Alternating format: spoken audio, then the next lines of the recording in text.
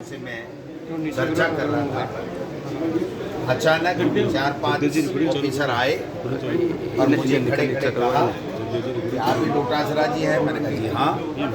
बोले हम ईडी से हैं, आपके घर की हमको सर्च करनी है, आप लोगों से पूछताछ करनी है।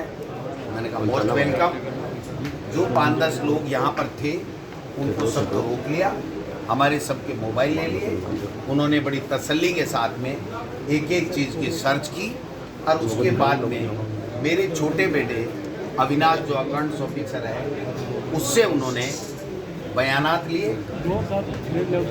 कहीं भी कुछ भी न 1 रुपया मिला, न कोई किसी तरीके का कोई डॉक्यूमेंट उन्होंने सीज किया। केवल और केवल 3 मोबाइल, मेरा, मेरे दोनों बेटों का 3 मोबाइल और जो ईमेल है दोनों की बेटों की वो लेकर के गए हैं। और मेरी ईमेल उनसे खुल नहीं पाई, उसको डिलीट नहीं करने का मेरे से एफिडेविट लेकर के गए हैं। इसके अलावा कुछ भी मेरे यहाँ से नहीं मिला। केवल और केवल मेरे बेटे से उन्होंने जो सवाल किए वो सवाल तो उन्होंने अपने अलग से किए, बट जो मुझे जानकारी मिली है केवल कलाम कोचिंग से हमारा परिवार का क्या संबंध है इसके ऊपर उनकी पूरी की पूरी कार्यवाही, बयान पूरा का पूरा केंद्रित था। पेपर लीक का एक भी सवाल किसी भी सदस्य से हमसे नहीं पूछा गया। कानूनी रूप से जो उनके पास में भारतीय जनता पार्टी के तमाम नेताओं के द्वारा या किन्हीं के भी द्वारा जो सूचनाएं भेजी गई हैं, मैं समझता हूं कि उनके ऊपर एक इस तरीके का वातावरण बना करके और ये जो कार्रवाई भारतीय जनता पार्टी जिस तरीके से माहौल बनाना चाहती है, बिगाड़ना चाहती है, मैं समझता हूं कि ये प्रजातंत्र के लिए ठीक नहीं है। हम तैयार हैं, जो भी ईडी को कोई भी पूछताछ करनी हो, कोई भी जानकारी लेनी हो, हम उनको जानकारी उपलब्ध कराएंगे।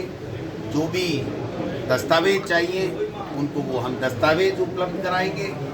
अगर कहीं भी एक आलपिन की नोक जितना भी हमारा किसी पेपर लीक में किसी भी परिवार के सदस्य का अगर कोई इन्वॉल्वमेंट पाया जाए तो हम लोग पूरी तरीके से स्पष्ट करना चाहते हैं कि न तो हमारा पेपर लीक से कोई संबंध है, न हमारा कलाम कोचिंग से कोई संबंध है। केवल और केवल ये वातावरण दूषित करने का काम भारतीय जनता पार्टी कर रही है।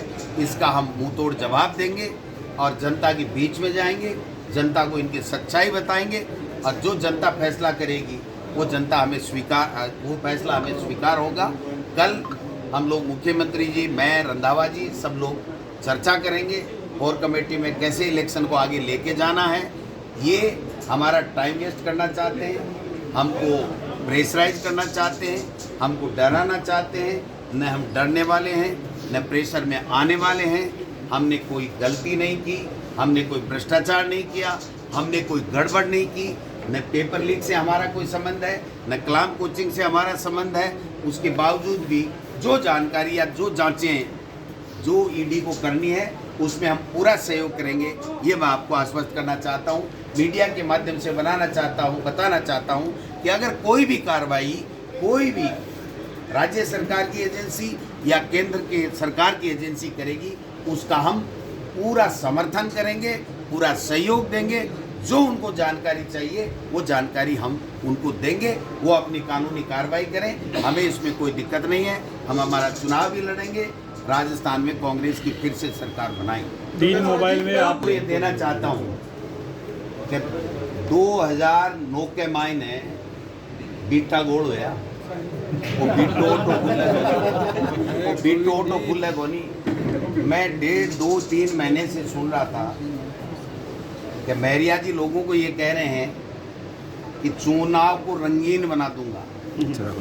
अगर यही रंगीन था तो मेहरिया जी ने बहुत बड़ी गलती कर दी। अगर यही इसी कार्रवाई से की अपेक्षा से अगर सुभाष मेहरिया जी मेरे सामने चुनाव लड़ना चाहते हैं, ये लक्ष्मणगढ़ की जनता है भाई साहब, बाप और बेटे और माँ जाए भाई का सा प्यार मुझे दिया और मैंने दिया है, समझे ना।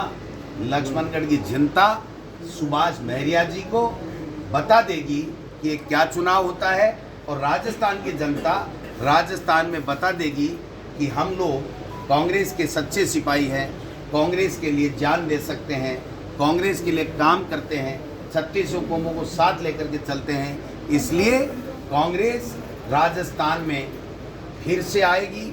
अशोक गहलोत जी के बेटे वैभव गहलोत जी के जिस तरीके से समन दिया गया है, और चुनाव के नज़दीक में बहुत पुराने दिनों से हम 10-15 साल से सुन रहे थे, और उन्हीं मामले को लेकर के आज चुनाव के नज़दीक समन देना ये प्रदर्शित करता है कि भारतीय जनता पार्टी हमको डराना चाहती है, हमारे नेताओं को डरा करके और यहाँ इलेक्शन जीतना चाहती है।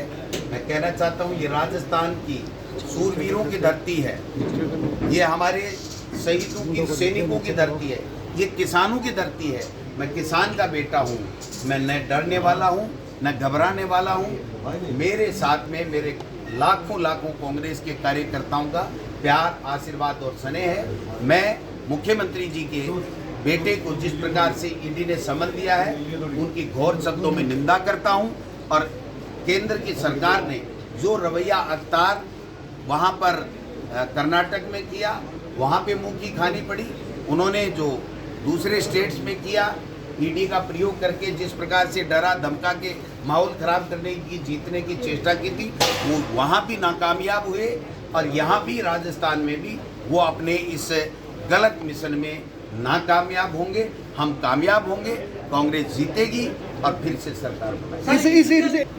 वो नहीं करेंगे, आपकी बात वो नहीं करेंगे। मेरी बात मुझे पता है, जब मुख्यमंत्री बार बार कह रहा है केस दर्ज है, एसओजी मुलजिम मान चुकी है, उसके बावजूद भी अगर उनके खिलाफ करोड़ों रुपए के घोटाले की बातें जब आ रही हैं, उसके बावजूद भी अगर ईडी कार्रवाई नहीं कर रही है, और राठौड़ साहब की प्रॉपर्टी की जांच करा ली जाए, सुभाष महरिया जी की पूरी प्रॉपर्टी की जांच करा ली जाए, और गोविंद डोटासरा की पूरी प्रॉपर्टी की जांच करा ली जाए।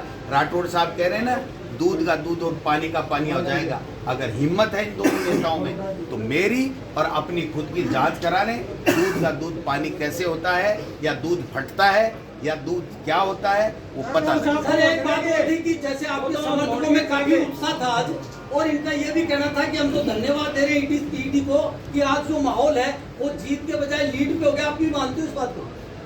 देखिए, कार्यकर्ता मेरी जान है, और कार्यकर्ता के कारण से ही गोविंद डोटासरा की ये हैसियत है। इसलिए कार्यकर्ता का मेरे पास शब्द नहीं है, मैं किन शब्दों में आभार प्रकट करूं। 9 बजे से लेकर के रात को 9 बजे तक जिस प्रकार